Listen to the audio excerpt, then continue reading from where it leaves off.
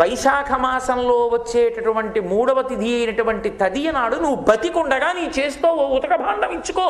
అది కూడా ఇవ్వలేవా? ఓ కుండ కొని మంచినీళ్ళు నీ కర్మ అంతే ఇచ్చుకోలేకపోతే ఓ విషినికర్ర కొని విసరలేవా?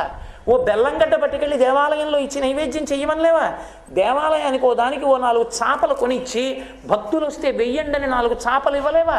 నీ పేరు మీద నువ్వు ఏమి ఇచ్చుకున్నావో అవి నీకు అమరుతాయి. దానము ఈశ్వరుడి పక్షంతో చేసినది, ఈశ్వర స్పర్శతో చేసినది నీ జీవుడి ఖాతాలో పడుతుంది. బంగారం నిజమే, ఉత్తర జన్మల్లో కూడా బోల్డంత బంగారం. అప్పుడు హడిలిపోతావు, ఎందుకు చేశాను రానా ప్రారంభం, ఎన్ని జన్మలు ఎత్తినా భయమే. కాబట్టి చెయ్యవలసినది ఏది అంటే నీ జీవుడికి ఉపకారం చేసుకునే పని చేసుకోవాలి. ఆ తృతీయ తదియ తిథి నాడు మనం తప్పకుండా చెయ్యవలసినది మన జీవుణ్ణి ఉద్ధరించుకోగలిగినటువంటి పుణ్యక